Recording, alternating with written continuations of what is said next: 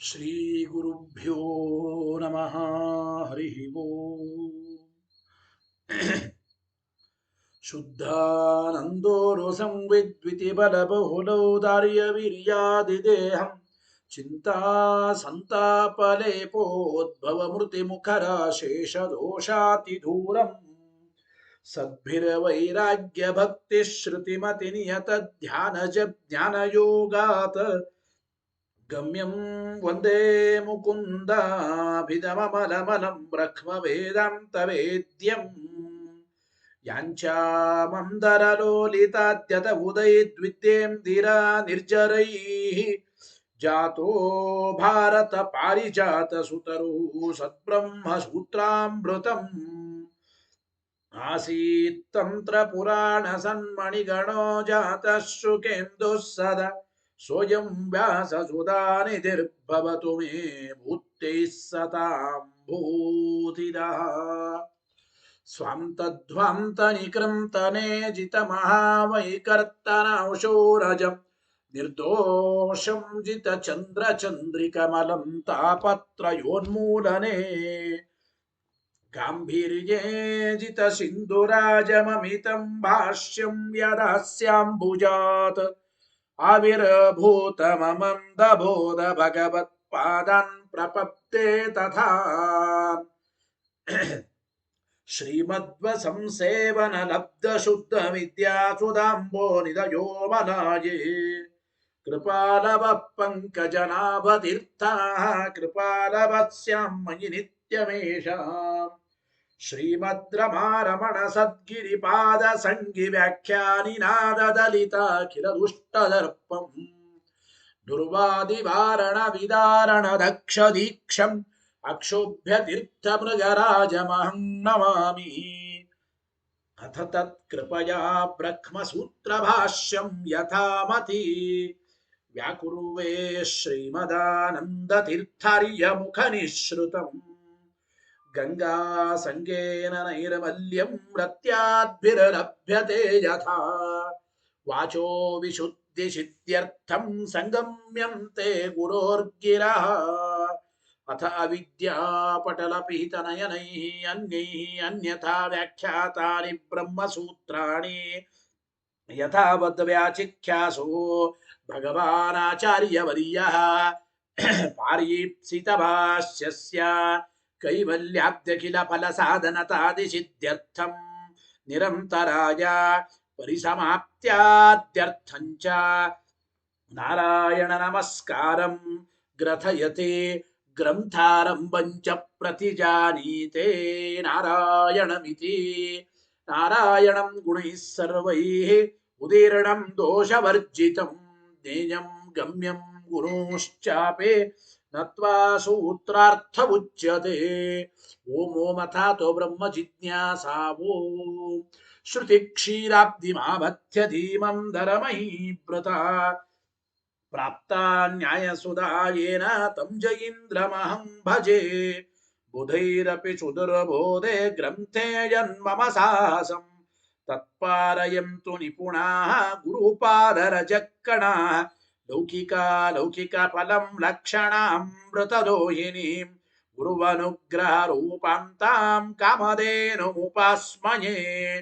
ಮದ್ವೋಕ್ತಿರ್ದ್ವಿನದಿ ಜಯಾರ್ಯ ಶುಭವಾಕ್ ಸೂರ್ಯಾತ್ಮಜ ಸಂಗಮೆ ವ್ಯಾಖ್ಯಾತ್ನಮೋ ವಿಧಾಯ ನೃಹರೆ ಪ್ರಾಪ್ಯ ಪ್ರಸಾದಂ ಪರಂ ಪ್ರಾಪುರ್ಜೆ ಕೃತಕೃತ್ಯತಾಂ ಗತಮಲಾ ವಿದ್ಯಾದಿರಾಜಾದಯೋ ಯೋಗೀಶಾ ಕೃಪಯಂತು ತೇ ಜಯ ಮುನೇರ್ಭಾವಸ್ಯ ಬೋಧಾಯ ಮೇ ಶುಕೇನ ಶಾಂತ್ಯಾದಿಷು ವಾङ्मयेषु ವ್ಯಾಸೇನ ಧೈರ್ಯಂ ಬುಧಿನೋಪಮೇಯಂ ಮನೋಜಜಿತ್ಯ ಮನಸಾಮ್ಯಪತ್ಯ ರಘುತ್ತಮಾಖ್ಯಂ ಸ್ವಗುರುಂ ನಮಾಮಿ. ನ ದಗ್ಧಂ ಯಸ್ಯ ಕೌಪೀನಂ ಅಗ್ನೋ ದತ್ತಮಪಿ ಸ್ಫುಟಂ ವೇದೌ ವ್ಯಾಸ ಗುರುಂ ನೌಮಿ ಶ್ರೀವೇದೇಶ ನಮಸ್ಕೃತಂ ಸತ್ಯನಾಥ ಗುರು ಪಾತು ಯೋಧೀರೋ ನವಚಂದ್ರಿಕಾ ನವಾಮೃತ ಗದಾ ತೀರ್ಥ ತಾಂಡವಾನಿ ವ್ಯಚೀಕೃಪಥ ಆರೂಢ ಸಹಸಾ ಯತೀಂದ್ರ ಪದವೀಂ ಗತ್ವಾ ಚ ವಾರಾಣಸಿ ತತ್ರತ್ಯಾನ್ ಕುಮತ ಪ್ರಚಾರ ನಿರತಾನದ್ವೈತ ದಿಗ್ಧಂತಿನ ಪ್ರೌಢಾರ್ಥೇ ವಚನೆ ಸುಯುಕ್ತಿ ಖಚಿತೈ ಸಂಭೀಷಯನ್ಮೋದಯನ್ ಸತ್ಯಧ್ಯಾನ ಸುಕೇಸರಿ ವಿಜಯತೆ ಪಾದಾಸಿತ ಶ್ರೀಪತೆ ಪ್ರಾವೋಚದ್ಯೋತಿಕಂ ನ್ಯಾಯ ಸುಧಾವಾಕ್ಯಾರ್ಥ ಚಂದ್ರಿಕಾ ಸತ್ಯ ಪ್ರಜ್ಞ ಗುರುರ್ದದ್ಯಾತ್ ಪ್ರಜ್ಞಾಂ ವೈದಾಂತಿಕಿಂ ಸದಾ ಬಂಧುಸ್ತ್ವಂ ಗುರುರಿಷ್ಟದೈವತಮಿತಿ ತ್ವತ್ಪಾದ ಪಂಕೇರುಹಂ ಪ್ರಾಪ್ತಂ ಮಾಂ ಪರಿಪಾಲನೇತಿ ಸತತಂ ಯಾಚೇ ನಿಬದ್ಧಾಂಜಲಿ ಚಿತ್ತಂ ಮದ್ಗುಣದೋಷ ಚಿಂತನ ವಿದೋ ನೂನಂ ಮನಾಕ್ಮಾಕೃತಾಃ ಸತ್ಯಾಭಿಜ್ಞ ಗುರೋಸ್ತ್ವದಂಗ್ರಿಯುಗಲಂ ಹಿತ್ವಾ ನಮೇ ಸದ್ಗತಿ ಸತ್ಯಾಭಿಜ್ಞ ಕರಾಬ್ಜೋತ್ಥಾನ್ ಪಂಚಾಶದ್ವರ್ಷ ಪೂಜಕಾನ್ ಸತ್ಯ ಪ್ರಮೋದ ತೀರ್ಥಾರ್ಯಾನ್ ನೌಮಿನ್ಯಾಯ ಸುಧಾರತಾನ್ ವೇದೇಶ ಮುನಿಸತ್ಪಾದ ಸೇವಾ ಸಂಪ್ರಾಪ್ತ ವೈಭವಾನ್ ಯಾದವಾರ್ಯಾನ್ ವರಸುಧಾ ಟೀಕಾಕಾರಾನ್ ವಯಂ ನುಮಃ ಪೃಥ್ವೇ ಮಂಡಲ ಮಧ್ಯಸ್ಥಾಃ ಪೂರ್ಣಬೋಧ ಮತಾನುಗಾ ವೈಷ್ಣವಾ ವಿಷ್ಣು ಹೃದಯಾಃ ತಾನ್ ನಮಸ್ಸೇ ಗುರೂನ್ ಮಮ ಅಪಾದ ಮೌಲ್ಯ ಪರ್ಯಂತಂ ಗುರೂಣಾಮಾಕೃತಿಂ ಸ್ಮರೇತ್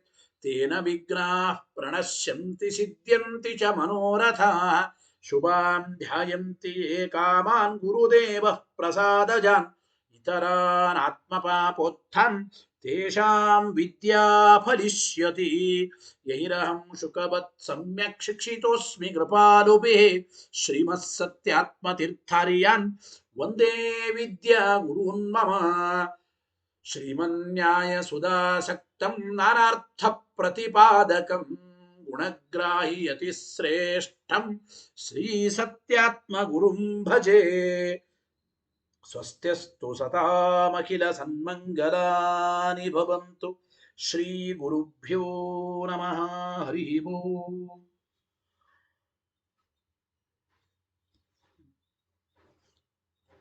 ಬ್ರಹ್ಮಸೂತ್ರ ಭಾಷ್ಯ ತತ್ವ ಪ್ರಕಾಶಿಕೆಯಲ್ಲಿ ಪ್ರಥಮಾಧ್ಯಾಯ 3ನೇ ಪಾದ ಮೊದಲನೇ ಅಧಿಕರಣ ಯುಭ್ವಾಧ್ಯಾಧಿಕರಣ ಯುಭ್ವಾಧ್ಯಾಯತನನಾದವನು ಯಾರು ದ್ಯೂ ಭೂ ಸ್ವರ್ಗ ಮೊದಲಾದ ಲೋಕಗಳಿಗೆ ಆಶ್ರಯನಾದವನು ಯಾರು ಒಂದು ಪೂರ್ವ ಪಕ್ಷ ರುದ್ರನೇ ಯುಭ್ವಾಧ್ಯಾಯತನನಾದವನು ನಿನ್ನೆಯ ಪಾಠದಲ್ಲಿ ಕೇಳಿದ್ದೇವೆ ಇನ್ನು ಎರಡನೇ ಪೂರ್ವ ಪಕ್ಷ ಪ್ರಕೃತಿ ಪ್ರಧಾನ ತತ್ವ ಇದೇ ಯುಭ್ವಾಧ್ಯಾಯತನವಾದದ್ದು ಅಂತ ಪೂರ್ವ ಪಕ್ಷ ಯಾತಕ್ಕೆ ನೋಡಿ ಅವ್ರು ಹೇಳ್ತಾರೆ ಯುಭ್ವಾಧೀನಾನ್ ಪ್ರಕೃತಿ ಕಾರ್ಯತ್ವಾತ್ ತದಾಶ್ರಯತ್ವಂ ಪ್ರಕೃತೇ ಯುಕ್ತಂ ನೋಡಿ ದ್ಯೂ ಭೂ ಅಂತರಿಕ್ಷ ಸ್ವರ್ಗಾದಿ ಲೋಕಗಳು ಎಲ್ಲದಕ್ಕೂ ಕೂಡ ಆಶ್ರಯವಾದದ್ದು ಪ್ರಕೃತಿನೇ ಯಾತಕ್ಕೆ ಅಂದ್ರೆ ಈ ಎಲ್ಲ ಲೋಕಗಳು ಹುಟ್ಟೋದು ಎದರಿಂದ ಪ್ರಕೃತಿಯಿಂದಲೇ ಹುಟ್ಟುತ್ತವೆ ಮಕ್ಕಳು ತಾಯಿಯನ್ನ ಆಶ್ರಯಿಸಿಕೊಳ್ಳುವಂತೆ ಎಲ್ಲ ಲೋಕಗಳು ಹುಟ್ಟೋದು ಪ್ರಕೃತಿಯಿಂದ ಅಂತಂದ ಮೇಲೆ ಎಲ್ಲ ಲೋಕಗಳಿಗೂ ಆಶ್ರಯ ಹಾಗಾದರೆ ಪ್ರಕೃತಿನೇ ದ್ಯೂ ಭೂ ಅಂತರಿಕ್ಷಾದಿ ಸಕಲ ಲೋಕಗಳು ಪ್ರಕೃತಿಜನ್ಯ ಅಂತ ಆದ ಮೇಲೆ ಪ್ರಕೃತಿಯೇ ಯುಭ್ವಾಧ್ಯಾಯತನವಾದದ್ದು ಅಂಬೋದೇ ಸೂಕ್ತ ಇದಕ್ಕೆ ಪ್ರಮಾಣ ವಾಕ್ಯ ವೇದ ಮಂತ್ರವನ್ನು ಕೂಡ ಅವರು ತಿಳಿಸಿಕೊಡ್ತಾ ಇದ್ದಾರೆ ಏನಪ್ಪಾ ಅಂದ್ರೆ ಯದ್ಭೂತಂಚ ಭವಶ್ಚ ಭವಿಷ್ಯಶ್ಚ ಇತ್ಯಾಚಕ್ಷತೆ ಆಕಾಶೇ ಏವ ತತ್ ಓತಂಚ ಪ್ರೋತಂಚ ಇತಿ ಶ್ರುತೇಶ್ಚ ಆಕಾಶದಲ್ಲಿ ಇವೆಲ್ಲವೂ ಕೂಡ ಅಂದ್ರೆ ಪ್ರವೇಶ ಪಡೆದಿವೆ ಎಂಬ ಮಾತನಾಡ್ತಾ ಎಲ್ಲವೂ ಎಲ್ಲ ಕಾಲದಲ್ಲಿಯೂ ಕೂಡ ಪ್ರಕೃತಿಯನ್ನೇ ಆಶ್ರಯಿಸಿದೆ ಎಲ್ಲ ಲೋಕಗಳು ಎಲ್ಲ ಕಾಲದಲ್ಲಿ ಪ್ರಕೃತಿಯನ್ನೇ ಆಶ್ರಯಿಸಿದೆ ಅಂತ ಶ್ರುತಿನೂ ಇರೋದ್ರಿಂದ ಇತಿ ಶ್ರುತೇಶ್ಚ ಹಿಂದೆ ಹೇಳಿದಂತೆ ಪೂರ್ವವತ ಹಿಂದೆ ಹೇಳಿದಂತೆ ಪ್ರಕೃತೇ ಸರ್ವಾಶ್ರಯತ್ವ ಅಭಿಧಾಯಕ ಪ್ರಕೃತಿನೇ ಸರ್ವಕ್ಕೂ ಆಶ್ರಯ ಅಂತ ಹೇಳುವ ಕಾಪಿಲ ಆಗಮ ಪ್ರಾಮಾಣ್ಯ ಅನುಮಾನಾಚ್ಚ ಪ್ರಕೃತಿ ತತ್ವವೇ ಸರ್ವಾಶ್ರಯ ಅಂತ ಹೇಳುವ ಕಾಪಿಲ ಆಗಮ. ಆ ಕಾಪಿಲ ಆಗಮದ ಪ್ರಾಮಾಣ್ಯವೂ ಇರೋದ್ರಿಂದ ಕಾಪಿಲ ಆಗಮದ ವಾಕ್ಯದ ದೃಷ್ಟಾಂತದಿಂದ ಪ್ರಕೃತಿಗೆ ಸರ್ವಾಶ್ರಯತ್ವ ಉಂಟು ಅಂತ ಅವಶ್ಯವಾಗಿ ಕಾಪಿಲ ಆಗಮಕ್ಕೆ ಪ್ರಾಮಾಣ್ಯವನ್ನ ಅನುಮಾನದಿಂದ ಸಾಧನೆ ಮಾಡಬಹುದು. ಪ್ರಕೃತಿನೇ ಸರ್ವಾಶ್ರಯ ಅಂತ ಕಾಪಿಲಾಗಮ ತಿಳಿಸ್ಕೊಡ್ತಾ ಇದೆ. ಈ ಕಾಪಿಲಾಗಮ ಪ್ರಮಾಣ ಹೇಗೆ ಅಂದ್ರೆ ಅನುಮಾನದಿಂದ ಕಾಪಿಲಾಗಮಕ್ಕೆ ಅವಶ್ಯವಾಗಿ ಪ್ರಾಮಾಣ್ಯವನ್ನ ಸಾಧನೆ ಮಾಡಬಹುದು ಅಂತ ಅಭಿಪ್ರಾಯ ಇದೆ. ಹಿಂದಿನಂತೆ ಪೂರ್ವವತ ಪ್ರಕೃತಿಗೆ ಸರ್ವಾಶ್ರಯತ್ವ ವಿಧಾಯಕ ಪ್ರಕೃತಿನೇ ಸರ್ವಾಶ್ರಯ ಅಂತ ಹೇಳುವ ಕಾಪಿಲ ಆಗಮ ಪ್ರಾಮಾಣ್ಯ ಅನುಮಾನಾಚ. ಕಾಪಿಲ ಆಗಮ ಹೇಳ್ತಾ ಇದೆ ಪ್ರಕೃತಿನೇ ಸರ್ವಾಶ್ರಯ. ಅದಕ್ಕೆ ಪ್ರಾಮಾಣ್ಯ ಹೇಗೆ ಅಂದ್ರೆ ಕಾಪಿಲ ಆಗಮಕ್ಕೆ ಪ್ರಾಮಾಣ್ಯವನ್ನು ಅನುಮಾನದಿಂದ ತಿಳಿಯಬಹುದು. ಅಂದ ಮೇಲೆ ಪ್ರಕೃತಿನೇ ಇಲ್ಲಿ ಸರ್ವಾಶ್ರಯ. ಯುಗ್ವ ಅಧ್ಯಾಯತನವಾದದ್ದು ಪ್ರಕೃತಿ. ಇದು ಎರಡನೇ ರೀತಿಯ ಪೂರ್ವ ಪಕ್ಷ, ರುದ್ರ ಪ್ರಕೃತಿ. ಇನ್ನು ಮೂರನೇದಾಗಿ ಜೀವನೇ ದುಗ್ಧಾಧ್ಯಾಯತನನಾದವನು ಅಂತ ಇನ್ನೊಂದು ಪೂರ್ವ ಪಕ್ಷ ಹೇಳ್ತಾ ಇದ್ದಾರೆ. ಜೀವನೇ ದುಗ್ಧಾಧ್ಯಾಯತನನಾದವನು. ಯಾಕೆ? ಅರ ಇವ ರಥನಾಭೌ ಸಂಹತ ಯತ್ರ ನಾಡ್ಯಃ ಸಯೇಷೋ ಅಂತಶ್ಚರತೆ ಬಹುಧಾ ಜಾಯಮಾನಂ ಇತಿ ದುಗ್ಧಾಧ್ಯಾಯತನೆ ಜೀವಲಿಂಗ ಶ್ರವಣಾತ್ ಜೀವಸ್ಯ ತದ್ಯುಕ್ತಂ. ಇನ್ನೊಂದು ಮಾತಾಡ್ತಾ ಇದ್ದ ನೋಡಿ. ಅರ ಇವ ರಥನಾಭೌ ಯತ್ರ ನಾಡ್ಯಃ ಸಯೇಷೋ ಅಂತಶ್ಚರತೆ ಬಹುಧಾ ಜಾಯಮಾನಃ ಅಂತ ಶ್ರುತಿಯಲ್ಲಿ ಹೇಳುವಾಗ ಎಲ್ಲ ನಾಡಿಗಳಿಗೆ ಆಧಾರ ಜೀವ. ಅಂದ್ರೆ ಅರ ಅಚ್ಚುಗಳು ಯಾವ ರೀತಿ ರಥದ ನಾಭಿಯನ್ನ ಆಶ್ರಯಿಸಿಕೊಂಡಿರುತ್ತವೋ ಹಾಗೆ ಎಲ್ಲ ನಾಡಿಗಳಿಗೆ ಆಧಾರ ಈ ಜೀವ. ಅಂದ್ರೆ ಸಕಲ ನಾಡ್ಯಾಧಾರತ್ವ ಎಂಬುದು ಜೀವಲಿಂಗ್ರಿ. ಸಕಲ ನಾಡಿಗಳಿಗೆ ಆಧಾರನಾದವನು ದುಗ್ಧಾಧ್ಯಾಯತನನಾದವನು ಅಂತ ಇಲ್ಲಿ ಹೇಳ್ತಾ ಇದ್ದ. ಸಕಲ ನಾಡಿಗಳಿಗೆ ಆಧಾರನಾದ ವ್ಯಕ್ತಿ ಅಂದ್ರೆ ಯಾರೇ? ಜೀವನೇ. ಗೊತ್ತಾಯ್ತು? ನಾಡ್ಯಾಧಾರತ್ವ ಅಂತ ಕರೀತಾರೆ. ನಾಡ್ಯಾಧಾರತ್ವ ಎಂಬ ಜೀವಲಿಂಗ ಇರೋದ್ರಿಂದ ಜೀವನೇ ದುಗ್ಧಾಧ್ಯಾಯತನನಾದವನು ಎಂಬ ಅಭಿಪ್ರಾಯವನ್ನ ಇಲ್ಲಿ ತಿಳಿಸಿಕೊಡ್ತಾ ಇದ್ದಾರೆ. ಅರ ಇವ ರಥನಾಭೌ ಸಂಹತ. ರಥನಾಭೌ ರಥದ ನಾಭಿಯಲ್ಲಿ ಅರ ಇವ ಅಂದ್ರೆ ಅಚ್ಚುಗಳಂತೆ ಅರಗಳಂತೆ ಒಂದು ರಥದ ಚಕ್ರದ ನಾಭಿಯಲ್ಲಿ ಹೇಗೆ ಎಲ್ಲ ಅರಗಳು ಅಚ್ಚುಗಳು ಸಂಹತ ಕೂಡಿಕೊಂಡಿವೆಯೋ ಆಶ್ರಯಿಸಿಕೊಂಡಿವೆಯೋ ಹಾಗೆ ಯತ್ರ ಯಾವ ಜೀವನಲ್ಲಿ ನಾಡ್ಯ ಎಲ್ಲ ನಾಡಿಗಳು ಕೂಡ ಆಶ್ರಯಿಸಿಕೊಂಡಿವೆ. ಈ ನಾಡ್ಯಾಧಾರತ್ವ ಎಂಬ ಜೀವಲಿಂಗ ಇರೋದ್ರಿಂದ ಜೀವನೇ ಇಲ್ಲಿ ದುಗ್ಧಾಧ್ಯಾಯತನನಾದವನು. ಮತ್ತು ಸಯೇಷ ಈ ಜೀವನೇ ಅಂತಶ್ಚರತೆ ಈ ದೇಹದ ಒಳಗೆ ಸಂಚಾರ ಮಾಡ್ತಾನೆ. ಬಹುಧಾ ಜಾಯಮಾನ ಮತ್ತೆ ಮತ್ತೆ ಹುಟ್ಟಿ ಬರ್ತಾ ಇದ್ದಾನೆ. ಗೊತ್ತಾಯ್ತೋ ಇಲ್ಲ? ಅಂದ ಮೇಲೆ ಜೀವನೇ ದುಗ್ಧಾಧ್ಯಾಯತನನಾದವನು. ಇತಿ ದುಗ್ಧಾಧ್ಯಾಯತನೇ ಜೀವಲಿಂಗ ಶ್ರವಣಾತ್ ಜೀವಸ್ಯ ತದ್ಯುಕ್ತಂ. ಮತ್ತು ತಸ್ಯ ಜೀವತ್ವಾದೇವ ಪ್ರಾಣಿತ್ವ ಪ್ರಸಿದ್ಧೇಶ್ಚ. ಈ ಜೀವಾಂತಾದ್ದರಿಂದಲೇ ಜೀವ ಪ್ರಾಣಧಾರಣೆ ಅಂತೆ ಧಾತು ನೋಡಿ. ಜೀವನಿಗೆ ಪ್ರಾಣಿತ್ವ ಎಂಬುದು ಕೂಡ ಇಲ್ಲಿ ಸಿದ್ಧವಾಗಿದೆ ಧಾತುವಿನಿಂದ. ಯಾಕೆ ಅಂದ್ರೆ ಜೀವ ಪ್ರಾಣಧಾರಣೆ ಎಂಬ ಧಾತುವಿನಿಂದ ಜೀವ ಶಬ್ದ ಇದು ನಿಷ್ಪನ್ನವಾಗಿದೆ. ಜೀವ ಜೀವ ಜೀವ ಅಂತ ಯಾರಿಗೆ ಕರೀತಾರೆ? ಜೀವ ಪ್ರಾಣಧಾರಣೆ. ಪ್ರಾಣವನ್ನ ಧಾರಣೆ ಮಾಡಿರ್ತಕ್ಕಂಥವನು ಜೀವ.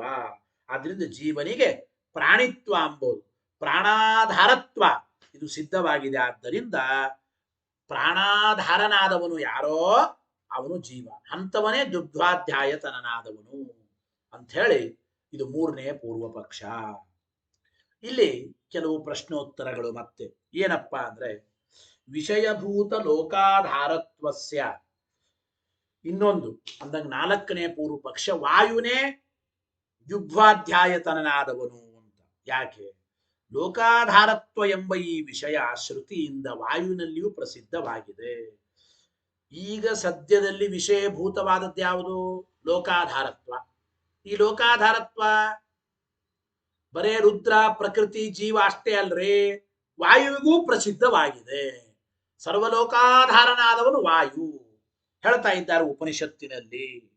ವಿಷಯಭೂತವಾದ ಲೋಕಾಧಾರತ್ವ ಎಂಬುದು ವಾಯುನಾ ವೈ ಗೌತಮ ಸೂತ್ರೇಣ ಈ ರೀತಿ ಇತಿ ವಾಯು ಶ್ರುತಿ ಸಿದ್ಧತ್ವ. ವಾಯುದೇವರಲ್ಲಿಯೂ ಕೂಡ ಸರ್ವಲೋಕಾಧಾರತ್ವ ಎಂಬುದು ಹೇ ಗೌತಮ, ಎಲ್ಲೋ ಗೌತಮನೇ, ಸೂತ್ರೇಣ ವಾಯುನಾ, ಸೂತ್ರನಾಮಕರಾದ ವಾಯುದೇವರಿಂದಲೇನೆ ಎಲ್ಲ ಲೋಕಗಳು ಧರಿಸಲ್ಪಟ್ಟಿವೆ ಅಂತ ಆ ವಾಕ್ಯದಲ್ಲಿ ಹೇಳ್ತಾರೆ. ಆದ್ರಿಂದ ಇತಿ ವಾಯುವು ಶ್ರುತಿ ಸಿದ್ಧತ್ವ, ವಾಯುವಿನಲ್ಲಿಯೂ ಲೋಕಾಧಾರತ್ವ ಎಂಬ ಶ್ರುತಿಯಿಂದ ಸಿದ್ಧವಾಗಿದೆ. ಅಂದ ಮೇಲೆ ತಸ್ಯ ದ್ಯುಭ್ವಾಧ್ಯಾಯತನತ್ವಂ ಯುಕ್ತಂ, ವಾಯುದೇವರಿಗೇನೆ ದ್ಯುಭ್ವಾಧ್ಯಾಯತನತ್ವ ಅಂದ್ರೆ ದ್ಯೂಭೂ ಅಂತರಿಕ್ಷ ಸ್ವರ್ಗಲೋಕಾದಿಗಳಿಗೆ ಆಯತನ ಆಶ್ರಯವಾದವನು ವಾಯು ಅಂತೆ ಹೇಳಬಹುದು. ಇಲ್ಲಿ ಒಂದು ಪ್ರಶ್ನೆ, ತಸ್ಯ ಪ್ರಾಣಾಧಾರತ್ವ ಪ್ರಸಿದ್ಧೇಶ್ಚ, ಮತ್ತು ಈ ವಾಯು ಎಲ್ಲ ಪ್ರಾಣಗಳಿಗೆ ಆಧಾರನಾಗಿದ್ದಾನೆ ಎಂಬುದು ಕೂಡ ಅತ್ಯಂತ ಪ್ರಸಿದ್ಧವಾಗಿದೆ. ವಾಯು ಪ್ರಾಣಗಳಿಗೆ ಆಧಾರ ಎಂಬುದು ಹೇಗೆ ಪ್ರಸಿದ್ಧವಾಗಿದೆ? ವಾಕ್ಯ ಉಂಟು. ಯಾವ ವಾಕ್ಯ? ಏವಮೇವ ಏಷ ಪ್ರಾಣಃ ಏವಮೇವ ಏಷ ಪ್ರಾಣೇ ಇತರಾನ್ನ ಪ್ರಾಣಾನ್ನ ಪೃಥಕ್ ಪೃಥಕ್ ಪೃಥಗೇವ ಸನ್ನಿಧತ್ತೆ. ಎಲ್ಲ ಶ್ರುತಿಗಳನ್ನು ನೋಡಿದಾಗ ವಾಯುವಿಗೆ ಪ್ರಾಣಾಧಾರತ್ವವು ಪ್ರಸಿದ್ಧವಾದ್ದರಿಂದ ವಾಯುವಿನೇ ದ್ಯುಭ್ವಾಧ್ಯಾಯತನನಾದವನು ಎಂಬುದು 4ನೇ ರೀತಿಯ ಪೂರ್ವ ಪಕ್ಷ. ಇದಾದ ಮೇಲೆ ಪ್ರಶ್ನೆ, ನೀವು ಹೇಗೆ ರುದ್ರ ಪ್ರಕೃತಿ ಜೀವ ವಾಯು ಇವರುಗಳು ಪ್ರಾಣಾಧಾರರು ಅಂತ ನೀವು ಹೇಗೆ ಹೇಳಿದ್ದೀರಿ? ಆದ್ದರಿಂದ ಈ ರುದ್ರ ಪ್ರಕೃತಿ ಜೀವ ವಾಯುಗಳೇ ದ್ಯುಭ್ವಾಧ್ಯಾಯತನರಾದವರು ಅಂತ ಹೇಗೆ ಹೇಳ್ತೀರಿ? ಈ ದ್ಯುಭ್ವಾಧ್ಯಾಯತನತ್ವ ಎಂಬ ಲಿಂಗ ವಿಷ್ಣುವಿನಲ್ಲಿಯೂ ಪ್ರಸಿದ್ಧವಾಗಿದೆಯಲ್ಲ. ದ್ಯುಭ್ವಾಧ್ಯಾಯತನನಾದವನು ವಿಷ್ಣು ಅಂತೂ ಪ್ರಸಿದ್ಧಿ ಉಂಟಲ್ಲ ಅಂದ್ರೆ ಹೌದು ಅಂದ್ರೆ ಅವರು ಪೂರ್ವ ಪಕ್ಷಗಳು. ವಿಷ್ಣೋ ದ್ಯುಭ್ವಾಧ್ಯಾಯತನತ್ವ ಪ್ರಸಿದ್ಧಾವಪಿ ನ ಅಸೌ ಅತ್ರ ಉಚ್ಯತೆ. ವಿಷ್ಣುವಿನಲ್ಲಿ ದುಗ್ಧ್ವಾಧ್ಯಾಯತನತ್ವ ಪ್ರಸಿದ್ಧವಾಗಿರಬಹುದು, ಶ್ರುತಿಯಲ್ಲಿ ಹೇಳಿರಬಹುದು, ಆದರೆ ಅದನ್ನ ಇಲ್ಲಿ ಹೇಳ್ತಾ ಇಲ್ಲ. ವಿಷ್ಣು ದುಗ್ಧ್ವಾಧ್ಯಾಯತನನಾದವನು ಅಂತ ಹೇಳಿ ಈ ಪ್ರಸಂಗದಲ್ಲಿ ಹೇಳ್ತಾ ಇಲ್ಲ ಅಂದ್ರು. ಯಾಕೆ ಅಂದ್ರೆ ಈ ಪ್ರಸಂಗದಲ್ಲಿ ದುಗ್ಧ್ವಾಧ್ಯಾಯತನನಾದ ವ್ಯಕ್ತಿಗೆ ಬಹಳ ಬಾರಿ ಜನ್ಮ ಹೇಳಿದ್ದಾರೆ. ಬಹುದಾ ಜಾಯಮಾನ, 3ನೇ ಪೂರ್ವ ಪಕ್ಷ, ಜೀವನನ್ನ ಹೇಳುವಾಗ ಅನೇಕ ಬಾರಿ ಹುಟ್ಟಿ ಬರತಕ್ಕಂಥವನು. ಬಹುದಾ ಜಾಯಮಾನತ್ವ ಎಂಬುದು ವಿಷ್ಣುವಿಗೆ ಉಂಟಾ? ಇಲ್ಲ. ಅಂದ ಮೇಲೆ ಇಲ್ಲಿ ಹೇಳಲ್ಪಟ್ಟ ದುಗ್ಧ್ವಾಧ್ಯಾಯತನನಾದವನು ವಿಷ್ಣು ಅಲ್ಲ, ಅವನು ಸರ್ವಥಾ ವಿಷ್ಣು ಅಲ್ಲ ಎಂಬ ಮಾತನ್ನ ಹೇಳ್ತಾ ಇದ್ದಾರೆ. ನೋಡ್ರಿ, ಬಹುದಾ ಜನ್ಮ ಬಾಧಾ, ವಿಷ್ಣುವಿನಲ್ಲಿ ದ್ಯುಗ್ಧ್ವಾಧ್ಯಾಯತನತ್ವ ಎಂಬ ಲಿಂಗ ಶ್ರುತಿಯಿಂದ ಪ್ರಸಿದ್ಧವಾಗಿರಬಹುದು, ಆದ್ರೆ ದ್ಯುಗ್ಧ್ವಾಧ್ಯಾಯತನನಾದವನು ವಿಷ್ಣು ಅಂತ ಇಲ್ಲಿ ಸ್ವೀಕಾರ ಮಾಡೋ ಹಾಗಿಲ್ಲ. ಯಾಕೆ? ದ್ಯುಗ್ಧ್ವಾಧ್ಯಾಯತನನಾದ ವ್ಯಕ್ತಿ ಅವನು ಬಹುದಾ ಜಾಯಮಾನನಾಗಿರಬೇಕು ಅಂತ ಇಲ್ಲಿ ಹೇಳ್ತಾ ಇದ್ದಾರೆ. ಬಹುದಾ ಜಾಯಮಾನತ್ವ ಎಂಬುದು ಸರ್ವಥಾ ವಿಷ್ಣುವಿಗೆ ಕೂಡಲ್ಲ ಅಂದ ಮೇಲೆ ವಿಷ್ಣು ದ್ಯುಗ್ಧ್ವಾಧ್ಯಾಯತನನಾದವನಲ್ಲ ಎಂಬುದನ್ನು ಇಲ್ಲಿ ಹೇಳ್ತಾ ಇದ್ದಾರೆ. ಇದಾದ ಮೇಲೆ ಇಲ್ರಿ, ಯಾವನು ಪರವಿದ್ಯೆಗೆ ವಿಷಯನೋ ಅವನೇ ದ್ಯುಗ್ಧ್ವಾಧ್ಯಾಯತನನಾದವನು ಅಂತ ಹೇಳಬಹುದಲ್ಲ. ವಿಷ್ಣುನೇ ಪರವಿದ್ಯೆಗೆ ವಿಷಯ ಅಂತ ಹಿಂದೆ ಹೇಳಿದ್ದಾರೆ ಅದೃಶ್ಯತ್ವಾಧಿಕರಣದಲ್ಲಿ. ಪರವಿದ್ಯಾ ವಿಷಯತ್ವ ಲಿಂಗಾತ ವಿಷ್ಣು ಇತಿ ಚೇನ್ನ, ಅದೃಶ್ಯತ್ವಾಧಿಕರಣದಲ್ಲಿ ಹೇಳಿದಂತೆ ಪರವಿದ್ಯಾ ವಿಷಯತ್ವ ಎಂಬ ಲಿಂಗ ವಿಷ್ಣುವಿನಲ್ಲಿ ಇರೋದ್ರಿಂದ ದ್ಯುಗ್ಧ್ವಾಧ್ಯಾಯತನನಾದವನು ಯಾರಪ್ಪ ಅಂದ್ರೆ ಪರವಿದ್ಯಾ ವಿಷಯನಾದ ವ್ಯಕ್ತಿ. ಪರವಿದ್ಯಾ ವಿಷಯನಾದ ವ್ಯಕ್ತಿ ಅಂದ್ರೆ ವಿಷ್ಣು, ಅವನೇ ದ್ಯುಗ್ಧ್ವಾಧ್ಯಾಯತನನಾದವನು ಅಂತ ಹೇಳಬಹುದಲ್ಲ ಅಂದ್ರೆ ಹಂಗೆ ಹೇಳಲಿಕ್ಕೆ ಬರಲ್ಲ ಅಂದ್ರೆ. ಯಾಕೆ? ಜೀವೇಶ ಅಭೇದೇನ ಬ್ರಹ್ಮಗತ ಲಿಂಗಸ್ಯಾಪಿ ಜೀವೇ ಸಂಭವಾತ್. ನೋಡಿ, ಪರವಿದ್ಯಾ ವಿಷಯತ್ವ ವಿಷ್ಣುವಿಗೆ ಇದೆ. ಪರವಿದ್ಯಾ ವಿಷಯತ್ವ ಎಂಬ ಲಿಂಗ ಇರೋದ್ರಿಂದ ವಿಷ್ಣುನೇ ದುಗ್ವಾಧ್ಯಾಯತನಾದವನು ಅಂತ ನೀವು ಅನಬೇಡಿ ಅಂದ್ರು ಪೂರ್ವ ಪಕ್ಷಿಗಳು. ಯಾತಕ್ಕೆ ಅಂತಂದ್ರೆ ಜೀವಬ್ರಹ್ಮರು ಒಂದೇ ತಾನೇ. ಜೀವಬ್ರಹ್ಮರಲ್ಲಿ ಅಭೇದ ಇದೆ. ಜೀವಬ್ರಹ್ಮರಲ್ಲಿ ಅಭೇದ ಇದ್ದ ಮೇಲೆ ಬ್ರಹ್ಮನಿಗೆ ಇರುವ ಪರವಿದ್ಯಾ ವಿಷಯತ್ವ ಜೀವನಿಗೂ ಹೊಂದಿಸಬಹುದು. ಬ್ರಹ್ಮನಿಂದ ಅಭಿನ್ನನಾದ ಜೀವನೂ ಕೂಡ ಪರವಿದ್ಯಾ ವಿಷಯನಾಗುತ್ತಾನೆ. ಜೀವ ಬ್ರಹ್ಮನಿಂದ ಬೇರೆ ಅಲ್ಲವೇ ಅಲ್ಲ ಅಂದ ಮೇಲೆ ಪರವಿದ್ಯೆಗೆ ವಿಷಯನಾದವನು ದ್ಯುಗ್ವಾಧ್ಯಾಯತನನಾದವನು ಅಂದ್ರೆ ಬ್ರಹ್ಮನಿಂದ ಅಭಿನ್ನನಾದ ಜೀವನೂ ಕೂಡ ಪರವಿದ್ಯೆಗೆ ವಿಷಯ. ಜೀವನೇ ದ್ಯುಗ್ವಾಧ್ಯಾಯತನನಾದವನು ಅಂತ ಹೇಳಬಹುದು. ಇದರ ಮೇಲೆ ಪ್ರಶ್ನೆ, ಹಾಗಾದ್ರೆ ಜೀವಬ್ರಹ್ಮರಲ್ಲಿ ಅಭೇದ ಇರೋದ್ರಿಂದ ಬ್ರಹ್ಮನಿಗೆ ಇರುವ ಧರ್ಮ ಪರವಿದ್ಯಾ ವಿಷಯತ್ವ ಅಂಬೋದು ಜೀವನಿಗೆ ಬರೋದಾದ್ರೆ ಇದೇ ಕಾರಣದಿಂದ ಜೀವಬ್ರಹ್ಮರಲ್ಲಿ ಅಭೇದ ಇರೋದ್ರಿಂದ ಜೀವನಲ್ಲಿ ಇರತಕ್ಕಂತಹ ಬಹುದಾ ಜಾಯಮಾನತ್ವ ಅಂಬೋದು ವಿಷ್ಣುವಿಗೂ ಹೇಳಬಹುದಲ್ರಿ ಅಂದ್ರೆ ಹಿಂಗೆ ಹೇಳಿಕ್ ಬರಲ್ಲ. ವಿಷ್ಣುವಿನಲ್ಲಿ ಇರುವ ಧರ್ಮವನ್ನು ಜೀವನಿಗೆ ಹೇಳಬಹುದು ಪರವಿದ್ಯಾ ವಿಷಯತ್ವ ಅಂಬೋದು. ಆದ್ರೆ ಜೀವನಲ್ಲಿ ಇರತಕ್ಕಂತಹ ಬಹುದಾ ಜಾಯಮಾನತ್ವ ಬಹಳ ಬಾರಿ ಹುಟ್ಟಿ ಬರುವಿಕೆ ಇದು ವಿಷ್ಣುವಿಗೆ ಕೂಡಿಸ್ಲಿಕ್ಕಾಗಲ್ಲ. ಯಾಕೆ ಅಂದ್ರೆ ಒಂದು ನಿಯಮ, ಕಾರಣದ ಧರ್ಮಗಳು ಕಾರ್ಯದಲ್ಲಿ ಬರುತ್ತವೆ ಹೊರತು ಕಾರ್ಯದ ಧರ್ಮಗಳು ಕಾರಣಕ್ಕೆ ಬರೋದಿಲ್ಲ ಅಂತ ಅಭಿಪ್ರಾಯ. ಈಗ ಸುಮ್ಮನೆ ನೋಡಿ, ಕಾರಣವಾದದ್ದು ಮಣ್ಣು, ಕಾರ್ಯವಾದದ್ದು ಘಟ. ಮಣ್ಣಿನ ಸ್ವಭಾವ ಮಣ್ಣಿನ ಶಕ್ತಿ ಕಾರ್ಯವಾದ ಘಟಕ್ಕೆ ಬರಬಹುದ್ರಿ. ಆದರೆ ಕಾರ್ಯವಾದದ್ದರಲ್ಲಿರುವ ಶಕ್ತಿ ಸಾಮರ್ಥ್ಯಗಳು ಕಾರಣಕ್ಕೆ ಬರಬೇಕು ಅಂತ ಇಲ್ಲ. ಹೌದೋ ಇಲ್ಲ? ಕಾರ್ಯವಾದ ಘಟದಲ್ಲಿ ನೀರನ್ನು ತುಂಬಿಕೊಳ್ಳುವ ಶಕ್ತಿ ಇದೆ. ಮಣ್ಣಲ್ಲಿ ನೀರು ತುಂಬಿಡ್ಲಿಕ್ಕೆ ಆಗುತ್ತದೇನು? ಆಗೋದಿಲ್ಲ ತಾನೆ. ಹಾಗೆ ಅದನ್ನು ಚಿಂತನೆ ಮಾಡಬೇಕು. ನೋಡಿ, ಕಾರಣಗತಸ್ಯೈವ ಕಾರ್ಯೇ ಸಂಭವಾತ್. ಜೀವನಿಗೆ ಜಗತ್ತಿಗೆ ಕಾರಣನಾದವನು ಬ್ರಹ್ಮ ಅಂತ ಇಟ್ಟುಕೊಂಡ್ರೆ ಕಾರಣವಾದ ಬ್ರಹ್ಮನಲ್ಲಿ ಇರತಕ್ಕಂತ ಪರವಿದ್ಯಾ ವಿಷಯತ್ವ ಕಾರ್ಯನಾದ ಜೀವನಿಗೆ ಹೇಳಬಹುದು. ಆದ್ರೆ ಕಾರ್ಯನಾದ ಜೀವನಲ್ಲಿ ಇರತಕ್ಕಂತ ಬಹುದಾ ಜಾಯಮಾನತ್ವ ಎಂಬ ಧರ್ಮ ಕಾರಣನಾದ ಬ್ರಹ್ಮನಿಗೆ ಹೇಳಲಿಕ್ಕೆ ಬರೋದಿಲ್ಲ.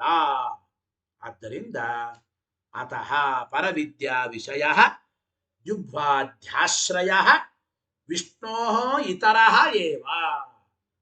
ವಿಷ್ಣುವಿನಿಂದ ಅಭಿನ್ನನಾದ ಜೀವನೇ ಪರವಿದ್ಯೆಗೂ ವಿಷಯ. ಮತ್ತು ಅನೇಕ ಲಿಂಗಗಳಿರೋದ್ರಿಂದ ರುದ್ರ ಪ್ರಕೃತಿ ವಾಯು ಜೀವರೇನೆ ವಿಷ್ಣುವಿನಿಂದ ಭಿನ್ನರಾದ ಇವರೇನೆ ದ್ಯುಗ್ವಾಧ್ಯಾಯತನರಾದವರು. ವಿಷ್ಣುವಿನಿಂದ ಭಿನ್ನರಾದ ವ್ಯಕ್ತಿಗೇನೆ ದ್ಯುಗ್ವಾಧ್ಯಾಯತನತ್ವ ಇದೆ, ವಿಷ್ಣುವಿಗೆ ಅಲ್ಲ. ಅಂದ ಮೇಲೆ ದುಗ್ವಾಧ್ಯಾಯತನರಾದವರು ಯಾರೋ ಅವರೇ ಪರವಿದ್ಯೆಗೆ ವಿಷಯ, ಅವರೇ ಅದೃಶ್ಯತ್ವಾದಿ ಗುಣಗಳುಳ್ಳವರು. ಇತಿ ತಸ್ಯೈವ ಅದೃಶ್ಯತ್ವಾದಿ ಗುಣಕತ್ವಂ ಇತಿ ಭಾವ. ಪರವಿದ್ಯಾ ವಿಷಯತ್ವ ಜೀವನಿಗೆ ಅಂದಮೇಲೆ ದುಗ್ಧ್ವಾಧ್ಯಾಯತನನಾದವನು ಜೀವನೇ. ಅಂದಮೇಲೆ ಜೀವನಿಗೆ ಅದೃಶ್ಯತ್ವಾದಿ ಗುಣಗಳನ್ನು ಹೇಳಬೇಕು. ಒಟ್ಟು ವಿಷ್ಣುವಿನಿಂದ ಇತರರಾದ ರುದ್ರ ವಾಯು ಪ್ರಕೃತಿ ಜೀವ ಇವರಿಗೇನೆ ದ್ಯುಗ್ಧ್ವಾಧ್ಯಾಯತನತ್ವ ಬಂತು, ವಿಷ್ಣುವಿಗೆ ಅಲ್ಲ ಅಂತ ಇತಿ ಭಾವ. ಇಷ್ಟು ಪೂರ್ವಪಕ್ಷ. 4 ರೀತಿ ಪೂರ್ವಪಕ್ಷ ಗೊತ್ತಾಯ್ತೋ ಇಲ್ಲ? ಅಂದರೆ ರುದ್ರ ಪ್ರಕೃತಿ ಜೀವ ವಾಯು ಇವರೆಲ್ಲರೂ ದುಗ್ಧ್ವಾಧ್ಯಾಯತನರಾಗಿದ್ದಾರೆ ಹೊರತು ವಿಷ್ಣು ಅಲ್ಲ, ವಿಷ್ಣು ದುಗ್ಧ್ವಾಧ್ಯಾಯತನನಾದವನು ಅಲ್ಲ ಎಂಬ ವಿಚಾರವನ್ನು ಹೇಳಿದಂತಾಯಿತು ಪೂರ್ವಪಕ್ಷ. ಸಿದ್ಧಾಂತಯ ಸೂತ್ರಮವತಾರ್ಯ ವ್ಯಾಚಷ್ಟೇ. ಈ ರೀತಿ ಪೂರ್ವಪಕ್ಷ ಬಂದರೆ ಸಿದ್ಧಾಂತವನ್ನು ಹೇಳುತ್ತಾ ಶ್ರೀಮದಾಚಾರ್ಯರು ಬ್ರಹ್ಮಸೂತ್ರ ಭಾಷ್ಯದಲ್ಲಿ ಸೂತ್ರಕ್ಕೆ ಅವತರಣಿಕೆಯನ್ನು ಕೊಟ್ಟು ವ್ಯಾಖ್ಯಾನ ಮಾಡ್ತಾ ಇದ್ದಾರೆ. ಸಿದ್ಧಾಂತಯ ಸೂತ್ರಮವತಾರ್ಯ ವ್ಯಾಚಷ್ಟೇ ಅತಃ ಇತಿ ಹೇಳಿ. ಅತಃ ಉಚ್ಯತೆ. ಈ ರೀತಿ ಪೂರ್ವಪಕ್ಷ ಬಂದರೆ ಇದಕ್ಕೆ ಉತ್ತರವಾಗಿ ಸೂತ್ರಕಾರರು ಹೇಳ್ತಾ ಇದ್ದಾರೆ. 3ನೇ ಪಾದದ ಮೊದಲನೇ ಅಧಿಕರಣದ ಮೊದಲನೇ ಸೂತ್ರ ಓಂ ಹೇಳಿ. ಸೂತ್ರ ಓಂ ಜುಹ್ವಾಧ್ಯಾಯತನಂ ಸ್ವಶಬ್ದಾತು. ಏನ್ ಸೂತ್ರಾರ್ಥ ಗೊತ್ತಾ? ಜುಹ್ವಾಧ್ಯಾಯತನಂ, ಜೂ ಭೂ ಅಂತರಿಕ್ಷ ಸ್ವರ್ಗಲೋಕ ಮೊದಲಾದ ಲೋಕಗಳಿಗೆ ಆಶ್ರಯನಾದವನು ವಿಷ್ಣುವೇ. ಯಾಕೆ? ಸ್ವಶಬ್ದಾತ್. ಸೂತ್ರದಲ್ಲಿ ಸೂತ್ರಕಾರ ಕಾರಣವನ್ನು ಹೇಳಿದ್ದಾನೆ. ಸ್ವಶಬ್ದಾತ್ ಪರಮಾತ್ಮನ ಸ್ಪೆಷಲ್ ಆದ ಶಬ್ದವಾದ ಆತ್ಮ ಎಂಬ ಶಬ್ದ ಇದೆ. ಆತ್ಮ ಶಬ್ದವಾಚ್ಯನಾದ ವ್ಯಕ್ತಿ ಜುಹ್ವಾಧ್ಯಾಯತನನಾದವನು ಅಂತ ಅಭಿಪ್ರಾಯ. ಆತ್ಮ ಶಬ್ದವಾಚ್ಯನಾದ ವ್ಯಕ್ತಿ ಜುಹ್ವಾಧ್ಯಾಯತನನಾದವನು. ಆತ್ಮ ಶಬ್ದ ಬೇರೆಯವರು ಹೇಳಲಿಕ್ಕೆ ಬರಲ್ಲ. ಜುಹ್ವಾಧ್ಯಾಯತನನಾದವನು ಯಾರು ಅಂತ ಹೇಳುವ ಸಂದರ್ಭದಲ್ಲಿ ಇಲ್ಲಿ ಆತ್ಮ ಶಬ್ದ ಇರೋದ್ರಿಂದ ಆತ್ಮ ಶಬ್ದ ವಾಚ್ಯ ಅಂದ್ರೆ ವಿಷ್ಣುವೇ, ಆತ್ಮ ಶಬ್ದ ವಾಚ್ಯನಾದ ವಿಷ್ಣುವೇ ಜುಹ್ವಾಧ್ಯಾಯತನನಾದವನು. ಇಷ್ಟು ಸೂತ್ರಕಾರ ಅಭಿಪ್ರಾಯ. ಇದಕ್ಕೆ ಭಾಷ್ಯವಾಕ್ಯ ಹೇಳಿ. ತಮೇವೈಕಂ ಜಾನಥ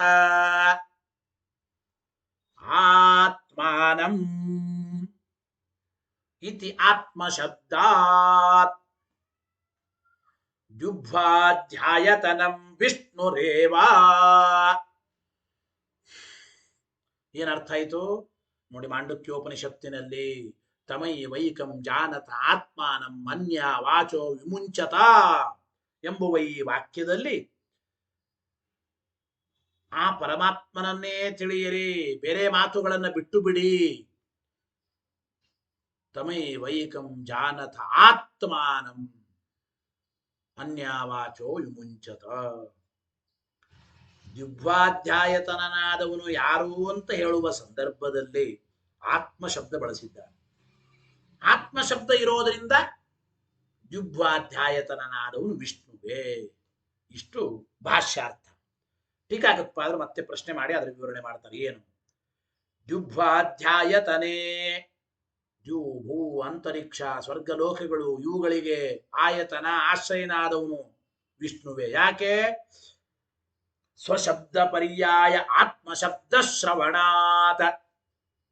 ಸ್ವಶಬ್ದಾತ್ ಅಂದ್ರು ತನ್ನ ಶಬ್ದ ಇದೆ.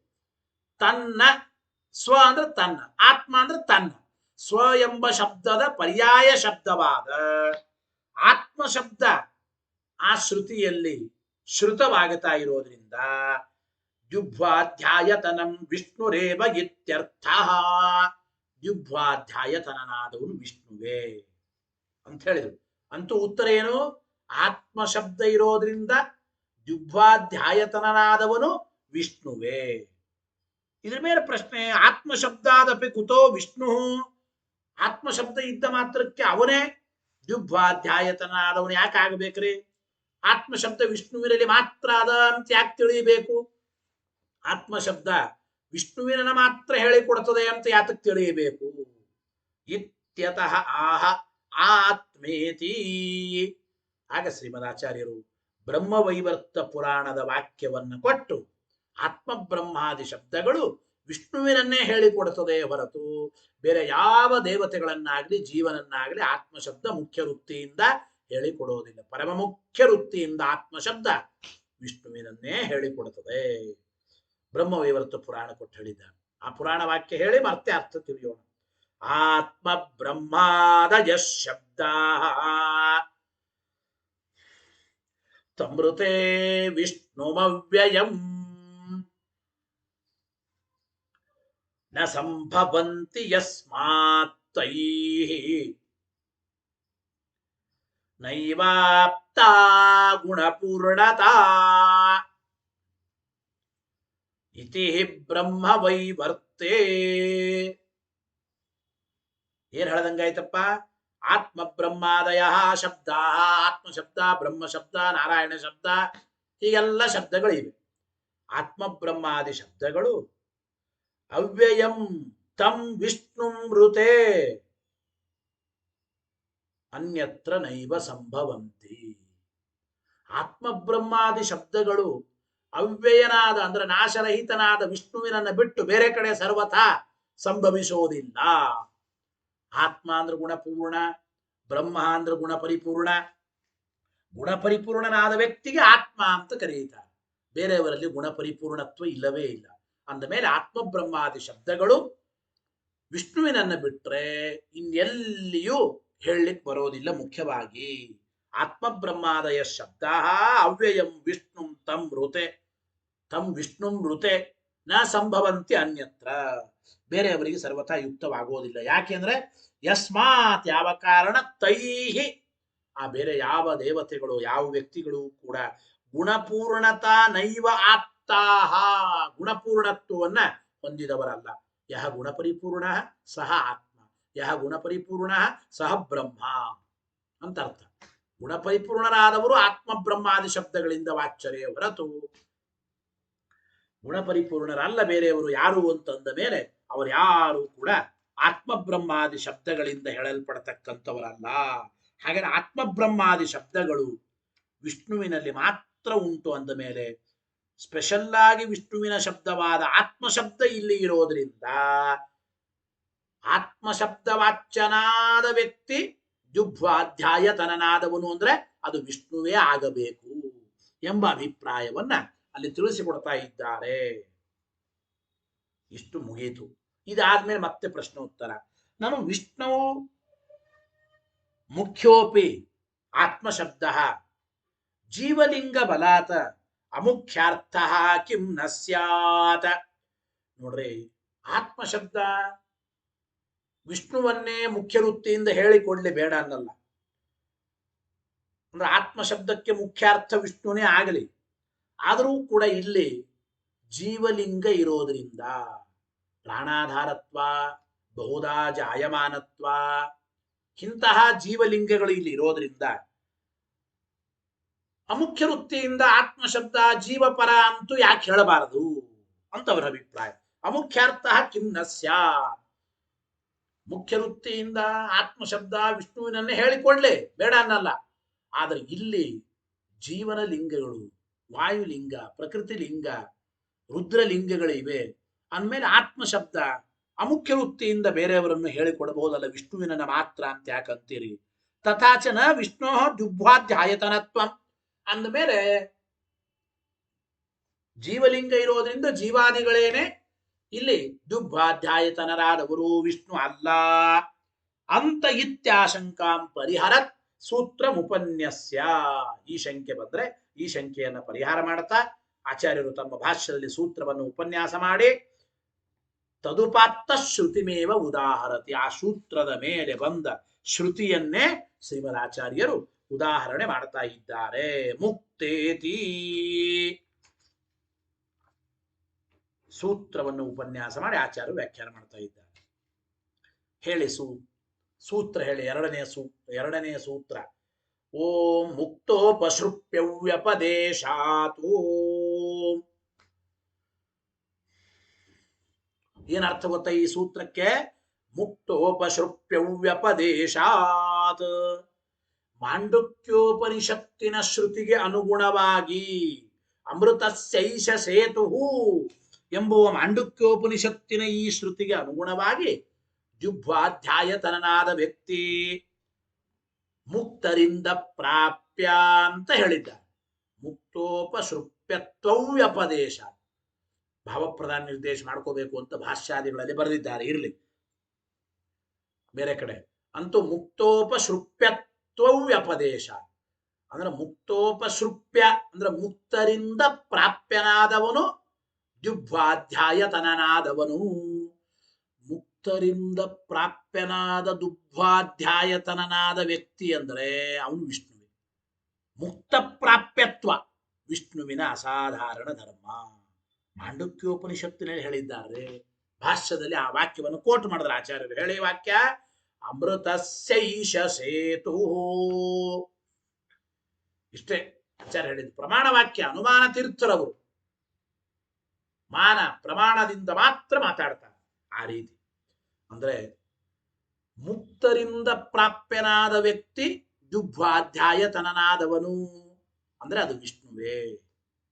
ಇಲ್ಲಿ ಪ್ರಶ್ನೆ, ನ ಆತ್ಮಶಬ್ದಸ್ಯ ಅಮುಖ್ಯಾರ್ಥತ್ವಂ ಪರಿಕಲ್ಪ್ಯ. ನೀವು ಹೇಳಿದಂತೆ ಆತ್ಮಶಬ್ದಕ್ಕೆ ಅಮುಖ್ಯಾರ್ಥತ್ವವನ್ನು ಕಲ್ಪನಾ ಮಾಡಿ ಅಮುಖ್ಯ ವೃತ್ತಿಯಿಂದ ಆತ್ಮಶಬ್ದ ಜೀವಾದಿಗಳನ್ನು ಹೇಳಿಕೊಡ್ತದಂದ ಮೇಲೆ ಜೀವಾದಿಗಳೇ ದುಗ್ವಾಧ್ಯಾಯತನ ಅಂತ ಏನಂದ್ರಿ ಹಂಗ ಅನಬೇಡ್ರಿ ಅಂತ ಟೀಕರ ಆತ್ಮಶಬ್ದಸ್ಯ ಅಮುಖ್ಯಾರ್ಥತ್ವಂ ಪರಿಕಲ್ಪ್ಯ ಆತ್ಮಶಬ್ದ ಅಮುಖ್ಯ ವೃತ್ತಿಯಿಂದ ಜೀವಾದಿಗಳನ್ನು ಹೇಳಿಕೊಡುತ್ತದೆ ಅಂತ ಕಲ್ಪನೆ ಮಾಡಿ ದುಗ್ವಾಧ್ಯಾಯತನತ್ವಂ ಅನ್ಯತ್ರ ನೇತುಂ ನ ಶಕ್ಯಂ ಮೊದಲನೇನ ಕೊನೆಗೆ ಹಚ್ಚೋಬೇಕು ಅನ್ಯತ್ರ ನೇತುಂ ನ ಶಕ್ಯಂ ಆತ್ಮಶಬ್ದಕ್ಕೆ ಅಮುಖ್ಯಾರ್ಥವನ್ನು ಹೇಳಿ ದ್ಯುಗ್ವಾಧ್ಯಾಯತನರಾದವರು ಜೀವಾದಿಗಳೇ ಅಂಥೇಳಿ ದ್ಯುಗ್ವಾಧ್ಯಾಯತನತ್ವ ಬೇರೆ ಕಡೆ ನಿಮಗೆ ವ್ಯಾಖ್ಯಾನ ಮಾಡ್ಲಿಕ್ಕೆ ಬರಲ್ಲ ಅಂದ್ರೆ ಯಾಕೆ ದ್ಯುಗ್ವಾಧ್ಯಾಯತನಸ್ಯ ಮುಕ್ತ ಪ್ರಾಪ್ಯತ್ವ ಉಕ್ತೇ ವಿಷ್ಣುತ್ವ ನಿಶ್ಚಯಾತ್ ಇತ್ಯರ್ಥ ದ್ಯುಗ್ವಾಧ್ಯಾಯತನಾದ ವ್ಯಕ್ತಿ ಯಾರಪ್ಪ ಅಂದ್ರೆ ಮುಕ್ತರಿಂದ ಪ್ರಾಪ್ಯನಾದ ವ್ಯಕ್ತಿ ಯಾರೋ ಅವನೇ ದ್ಯುಗ್ವಾಧ್ಯಾಯತನಾದವನು ಮುಕ್ತರಿಂದ ಹೊಂದಲ್ಪಡತಕ್ಕಂತಹ ವ್ಯಕ್ತಿ ಮುಕ್ತರಿಂದ ಹೊಂದಲ್ಪಡೋ ವ್ಯಕ್ತಿ ಅಂತಂದ್ರೆ ಯಾರ್ರೀ ಅದು ವಿಷ್ಣುನೇ ಆಗುತ್ತಾನೆ ಈಗ ಇಲ್ಲಿ ಸಂದರ್ಭ ಬಂದದ್ದು ಏನು ದ್ಯುಗ್ವಾಧ್ಯಾಯತನರಾದವರು ಯಾರು ದ್ಯು ಭೂ ಅಂತರಿಕ್ಷ ಸ್ವರ್ಗಲೋಕಾದಿಗಳಿಗೆ ಆಶ್ರಯರಾದವರು ಯಾರು ಅಂದ್ರೆ ಯಾರು ಮುಕ್ತರಿಂದ ಹೊಂದಲ್ಪಡೋರೋ ಅವರೇ ದ್ಯುಗ್ವಾಧ್ಯಾಯತನರಾದವರು ಮುಕ್ತರಿಂದ ಹೊಂದಲ್ಪಡೋರು ಅಂದ್ರೆ ಯಾರು ವಿಷ್ಣುನೇ ಬೇರೆಯವರಲ್ಲ ಆದ್ದರಿಂದ ದ್ಯುಗ್ವಾಧ್ಯಾಯತನಾದವರು ವಿಷ್ಣುವೇ ಪ್ರಮಾಣ ಏನ್ರಿ ಅಮೃತಸ್ಯೈತಿ ಜಾತವು ಏಕವಚನಂ ಇಲ್ಲೊಂದು ಮಾತಿದೆ ಅಮೃತಸ್ಯೈಷ ಸೇತು ಶ್ರುತಿಯಲ್ಲಿ ಅಮೃತಸ್ಯ ಏಕವಚನ ಇದೆ ಶ್ರುತಿಯಲ್ಲಿರುವ ಅಮೃತಸ್ಯ ಎಂಬ ಏಕವಚನ ಇದು ಸಮೂಹಾರ್ಥೇ ಏಕವಚನ ಅಂತ ಅರ್ಥ ಮಾಡಿಕೊಳ್ಳಿ ಅಂತ ಟೀಕಾಕೃತ್ಪಾದರು ಬರೀತಾ ಇದ್ದಾರೆ ಅಂದ್ರೆ ಅಮೃತಸ್ಯ ಏಷ ಸೇತು ಅಮೃತಸ್ಯ ಅಂದ್ರೆ ಅಮೃತಾನ ಆ ಇಡೀ ಮುಕ್ತರ ಗುಂಪಿಗೆ ಅಂತ ಅಭಿಪ್ರಾಯ ಸಮೂಹಾರ್ಥೆ ಏಕವಚನ ಜಾತವು ಏಕವಚನ ಅಂತ ಬರೀತಾರೆ ಆ ಇಡೀ ಮುಕ್ತರ ಜಾತಿ ಒಂದು ಗುಂಪು ಮುಕ್ತರ ಜಾತಿಯಿಂದ ಪ್ರಾಪ್ಯನಾದವನು ಅದು ಪರಮಾತ್ಮನೇ ಗೊತ್ತಾಯಿತೋ ಇದು ಆದ್ದರಿಂದ ಆ ಮುಕ್ತ ಪ್ರಾಪ್ಯತ್ವ ವಿಷ್ಣುವಿನ ಲಿಂಗ ಅಂತ ನಾವು ಹೇಳಿದ್ವಿ ಇದರ ಮೇಲೆ ಮತ್ತೆ ಪ್ರಶ್ನೆ ಮುಕ್ತ ಪ್ರಾಪ್ಯತ್ವಂ ಕುತಃ ವಿಷ್ಣುತ್ವ ನಿಶ್ಚಾಯಕಂ ಮುಕ್ತರಿಂದ ಪ್ರಾಪ್ಯರಾದವರು ದ್ಯುಗ್ವಾಧ್ಯಾಯತನರಾದವರು ಅಂದ್ರೆ ಮುಕ್ತರಿಂದ ಪ್ರಾಪ್ಯನಾದವರು ಅಂದ್ರೆ ವಿಷ್ಣುವೇ ಅಂತ ನೀವಂತ ಇದ್ದೀರಿ ಅದು ಹೇಗೆ ಮುಕ್ತರಿಂದ ಪ್ರಾಪ್ಯರಾದವರು ವಿಷ್ಣುವೇ ಅಂತ ಹೇಗೆ ನಿಶ್ಚಯ ಮಾಡ್ತೀರಪ್ಪ ಮುಕ್ತ ಪ್ರಾಪ್ಯತ್ವ ಎಂಬುದು ವಿಷ್ಣುವಿಗೆ ಹೇಗೆ ನಿಶ್ಚಯ ಇತ್ಯತಃ ಆಹ ಹೀಗೆ ಪ್ರಶ್ನೆ ಬಂದರೆ ಆಚಾರ್ಯರು ಮತ್ತೆ ಮುಂದಿನ ಭಾಷ್ಯ ವಾಕ್ಯದಲ್ಲಿ ಉತ್ತರ ಕೊಡ್ತಾರೆ ಬ್ರಹ್ಮವಿದಿತಿ ಇತ್ಯತಃ ಆಹ ಬ್ರಹ್ಮವಿದ ಇತಿ ಪ್ರಮಾಣ ಕೊಟ್ಟು ಮಹಾನಾರಾಯಣ ಉಪನಿಷತ್ತು ತೈತ್ರೇಯ ಉಪನಿಷತ್ತು ಈ ಪ್ರಮಾಣಗಳ ಮೂಲಕ ಆಚಾರ್ಯರು ಮುಕ್ತ ಪ್ರಾಪ್ಯತ್ವ ಇದು ವಿಷ್ಣುವಿನ ಲಿಂಗವೇ ಎಂಬುದನ್ನು ಸಮರ್ಥನೆ ಮಾಡಿಕೊಡ್ತಾ ಇದ್ದಾರೆ ಆ ಪ್ರಮಾಣ ವಾಕ್ಯ ಹೇಳಿ ಆಚಾರ್ಯರ ಭಾಷ್ಯ ವಾಕ್ಯ ಬ್ರಹ್ಮವಿದಾಪ್ನೋತಿ ಪರಂ ನಾರಾಯಣಂ ಮಹಾಜ್ಞೇಯಂ ವಿಶ್ವಾತ್ಮಾನಂ ಪರಾಯಣಂ ಮುಕ್ತಾನಾಂ ಪರಮಾಗತಿ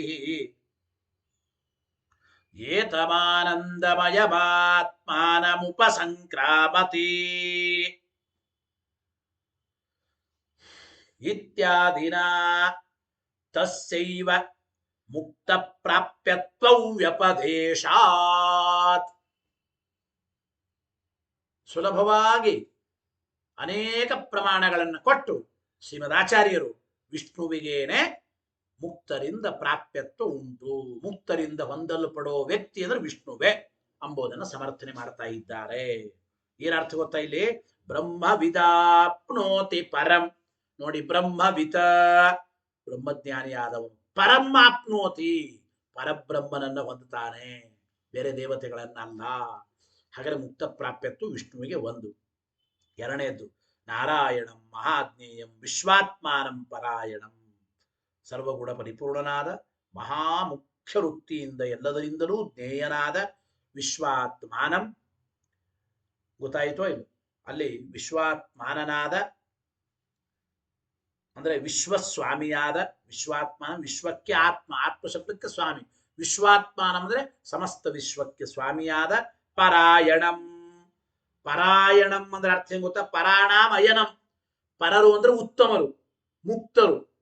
ಪರಾಯಣ, ಪರಾಯಣ ಪರಾಯಣ ಅಂತ ಯಾತಕ್ಕೆ ಕರೀತಾರೆ? ಉತ್ತಮರಾದ ಮುಕ್ತರಿಗೆ ಅಯನ ಆಶ್ರಯ. ಪರಾಯಣಂ ಅಂತ ಶಬ್ದ ಇದೆ ಮಹಾನಾರಾಯಣ ಉಪನಿಷತ್ತಿನಲ್ಲಿ.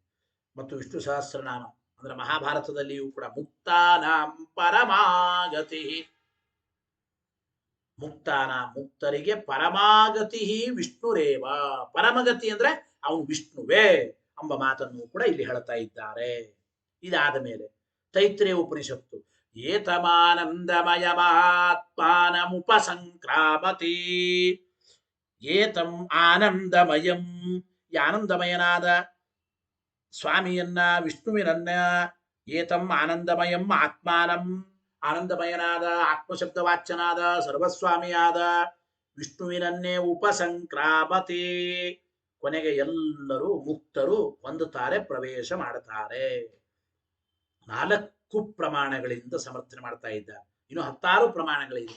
ಮುಕ್ತರಿಂದ ಪ್ರಾಪ್ಯನಾದವನು ವಿಷ್ಣುವೆ ಅಂಬೋದು. ಇತ್ಯಾದಿನ ತಸ್ಸೈವ ಮುಕ್ತ ಪ್ರಾಪ್ಯತ್ವ ವ್ಯಪದೇಶ. ಇದೇ ಮೊದಲಾದ ಪ್ರಮಾಣ ವಾಕ್ಯಗಳಿಂದ ಮುಕ್ತರಿಂದ ಪ್ರಾಪ್ಯನಾದವನು ಅಂದ್ರೆ ವಿಷ್ಣುವೇ ಹೊರತು ಬೇರೆ ದೇವತೆಗಳು ಅಲ್ಲ ಅಂದ್ರು. ಇಲ್ಲಿ ಮುಕ್ತಾನಾಂ ಪರಮಾಗತಿ, ಪರಾಯಣ ಎಂಬ ಶಬ್ದಕ್ಕೆ ಮುಕ್ತರಿಗೆ ಆಶ್ರಯ ಅಂತ ಅರ್ಥ ಹೇಳಿದ್ದಾರೆ. ಹೇಗೆ? ಪರಾಣಾಂ ಅಂದ್ರೆ ಮುಕ್ತಾನಾಂ, ಅರ್ಥ ಬರೀತಾರೆ. ಪರಾಣಾಂ ಅಯನಂ ಅಂದ್ರೆ ಪರಾಣ, ಮುಕ್ತರಿಗೆ ಅಯನ, ಆಶ್ರಯ, ಅಯನಂ ಆಶ್ರಯ. ಮುಕ್ತರಿಗೆ ಆಶ್ರಯನಾದವನು ಪರಮಾತ್ಮನೇ.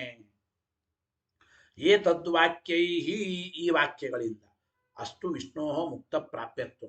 ಇದರ ಮೇಲೆ ಪ್ರಶ್ನೆ, ಈ ವಾಕ್ಯಗಳಿಂದ ವಿಷ್ಣು ಮುಕ್ತರಿಂದ ಪ್ರಾಪ್ಯ, ವಿಷ್ಣುವಿನಲ್ಲೇ ಎಲ್ಲ ಮುಕ್ತರು ಹೋಗಿ ಸೇರ್ತಾರೆ ಅಂದ್ರೆ ಸಂತೋಷ. ಆದರೆ ತದ್ ಅನ್ಯಸ್ಯಾಪಿ ಕಿಮ್ನಸ್ಯ, ಈ ವಾಕ್ಯಗಳಿಂದ ವಿಷ್ಣು ಮುಕ್ತರಿಂದ ಪ್ರಾಪ್ಯ ಅಂತ ಹೇಳಿದ್ದಾರೆ. ಬೇರೆ ವಾಕ್ಯಗಳಿದ್ದರೆ ಬೇರೆಯವರಿಗೂ ಕೂಡ ಮುಕ್ತ ಪ್ರಾಪ್ಯತ್ವ ಹೇಳಬಹುದಲ್ಲ. ವಿಷ್ಣು ಮುಕ್ತರಿಂದ ಪ್ರಾಪ್ಯ ಎಂಬುದಕ್ಕೆ ನೀವು ವಾಕ್ಯಗಳನ್ನು ಕೊಟ್ಟಿದ್ದೀರಿ, ಆಗ್ಲಿ ಒಪ್ಪೋಣ. ವಿಷ್ಣು ಮುಕ್ತರಿಂದ ಪ್ರಾಪ್ಯ, ಸಂತೋಷ. ಬೇರೆ ವಾಕ್ಯಗಳಿರೋದ್ರಿಂದ ಬೇರೆಯವರಿಗೂ ಕೂಡ ಮುಕ್ತ ಪ್ರಾಪ್ಯತ್ವ ಇರಬಹುದಲ್ಲ. ಅನ್ಯಸ್ಯಾಪಿ ಕಿಮ್ನಸಿ ಇತ್ಯತಃ ಆಹ ಬಹುನಾ ಇತಿ. ಅದಕ್ಕೆ ಆಚಾರ್ಯರು ಆದಿತ್ಯ ಪುರಾಣದ ಮಾತನ್ನ ಕೊಟ್ಟು ತಿಳಿಸಿಕೊಡ್ತಾ ಇದ್ದಾರೆ. ಆದಿತ್ಯ ಪುರಾಣದ ಮಾತನ್ನ ಕೊಟ್ಟು ಬೇರೆ ಯಾರೂ ಕೂಡ ಮುಕ್ತರಿಂದ ಹೊಂದಲ್ಪಡುವ ವ್ಯಕ್ತಿಗಳಲ್ಲ. ಮುಕ್ತ ಪ್ರಾಪ್ಯತ್ವ ಇದು ವಿಷ್ಣುವಿಗೆ ಮಾತ್ರ, ಬೇರೆಯವರಿಗೆ ಇಲ್ಲ ಎಂಬ ವಿಚಾರವನ್ನ ಆದಿತ್ಯ ಪುರಾಣದ ಮಾತು ಹೇಳಿ ಭಾಷ್ಯವಾಕ್ಯ ಬಹುನಾತ್ರಕ್ಕೆ ಮುಕ್ತೇನ ಯಾವತ್ ಶ್ವೇತಂ ನ ಗಚ್ಚತಿ ಯೋಗಿ ತಾವನ್ನ ಮುಕ್ತ ಸ್ಯಾತ್ ಏಷ ಶಾಸ್ತ್ರ ವಿನಿರ್ಣಯ. ಏನ್ ಹೇಳ್ತಾ ಇದ್ದಾರೆ ನೋಡಿ. ಅತ್ರ ಕಿಂ ಬಹುನಾ ಉಕ್ತೇನ, ಮುಕ್ತಿ ಮತ್ತು ಮುಕ್ತಿಗೆ ಸಾಧನವಾದದ್ದರ ಬಗ್ಗೆ ಹೆಚ್ಚು ಏನು ಹೇಳೋದಿದೆ ಅಂತ ಕೇಳುತ್ತದೆ ಆದಿತ್ಯ ಪುರಾಣ. ಮುಕ್ತಿಯ ಬಗ್ಗೆ, ಮುಕ್ತಿಗೆ ಸಾಧನ ಏನು, ಇವುಗಳ ಬಗ್ಗೆ ಹೆಚ್ಚು ಏನು ಹೇಳೋದಾದ್ರೆ, ಮುಕ್ತಿ ಅಂದ್ರೆ ಏನು ಗೊತ್ತೇನು? ಯಾವ ಶ್ವೇತಂ ನಗಚ್ಚತಿ ತಾವತ ಯೋಗಿ ನ ಮುಕ್ತ. ಎಲ್ಲಿಯವರೆಗೂ ಶ್ವೇತದ್ವೀಪಕ್ಕೆ ಹೋಗೋದಿಲ್ವೋ ಅಲ್ಲಿಯವರೆಗೂ ಆ ವ್ಯಕ್ತಿ ಮುಕ್ತ ಅಂತ ಅನಿಸಿಕೊಳ್ಳಲಾರ. ಅಂದ್ರೆ ಯಾವಾಗ ಶ್ವೇತದ್ವೀಪಕ್ಕೆ ಹೋಗುತ್ತಾನೋ, ಸೇರತಾನೋ, ಆವಾಗ ಅವನು ಮುಕ್ತ. ಶ್ವೇತದ್ವೀಪ ಅಂದ್ರೆ ವಿಷ್ಣುವಿನ ಸ್ಥಾನ ತಾನೆ. ಶ್ವೇತದ್ವೀಪ ಅನಂತಾಸನ ವೈಕುಂಠ ಅಂತ ಕರೀತೇವೆ ತಾನೆ. ಯಾವ ಶ್ವೇತಂ ನಗಚ್ಚತಿ ಯೋಗಿ ತಾವನ್ನ ಮುಕ್ತ ಸ್ಯಾತ್ ಏಷ ಶಾಸ್ತ್ರ ವಿನಿರ್ಣಯ. ಇದು ಶಾಸ್ತ್ರದ ನಿರ್ಣಯ ಅಂದ್ರು. ಅಂದ್ರೆ ಅಭಿಪ್ರಾಯ, ಯಾವ ಸಾಧಕನಾದ ಭಗವದ್ ಅಪರೋಕ್ಷ ಜ್ಞಾನಿ, ಪ್ರಾರಬ್ಧವನ್ನ ಕಳೆದುಕೊಂಡವ ಅಪರೋಕ್ಷ ಜ್ಞಾನಿ ಎಲ್ಲಿಯವರೆಗೂ ಶ್ವೇತದ್ವೀಪಕ್ಕೆ ಹೋಗೋದಿಲ್ವೋ ಅಲ್ಲಿಯವರೆಗೂ ಅವನು ಮುಕ್ತನಲ್ಲ. ಅಂದ್ರೆ ಶ್ವೇತದ್ವೀಪಕ್ಕೆ ಹೋದ ಮೇಲೆ ಅವನು ಮುಕ್ತ ಮುಕ್ತ ಅಂತ ಕರೆಸಿಕೊಳ್ತಾನೆ. ಹಾಗಾದ್ರೆ ಶ್ವೇತದ್ವೀಪಕ್ಕೆ ಹೋದವರು ಮಾತ್ರ ಮುಕ್ತರು. ಶ್ವೇತದ್ವೀಪ ವಿಷ್ಣುವಿನ ಸ್ಥಾನ. ಹಾಗಾದ್ರೆ ವಿಷ್ಣುವಿನ ಸ್ಥಾನವಾದ ಶ್ವೇತದ್ವೀಪಕ್ಕೆ ಹೋದವರು ಮಾತ್ರ ಮುಕ್ತರು ಅಂದರೆ ಏನ್ ಹೇಳ್ದಂಗಾಯ್ತು? ಹಾಗಾದ್ರೆ ಶ್ವೇತದ್ವೀಪಕ್ಕೆ ಹೋಗತಕ್ಕಂಥವರು ಮುಕ್ತರು. ಆ ಮುಕ್ತರಿಂದ ಹೊಂದಲ್ಪಡೋ ವ್ಯಕ್ತಿ ಅಂದ್ರೆ ಶ್ವೇತದ್ವೀಪದಲ್ಲಿರುವ ಪರಮಾತ್ಮನೇ ಎಂಬ ಮಾತನ್ನ ಸ್ಪಷ್ಟಪಡಿಸಿದಂತಾಯಿತು. ಇದು ಶಾಸ್ತ್ರದ ನಿರ್ಣಯ ಎಂಬ ಮಾತನ್ನು ತಿಳಿಸಿಕೊಡ್ತಾ ಯೋಗಿ ತಾವನ್ನ ಮುಕ್ತ ಸ್ಯಾತ್ ಎಂಬ ಮಾತನ್ನ ಹೇಳಿಕೊಡ್ತಾ ಇದ್ದಾರೆ.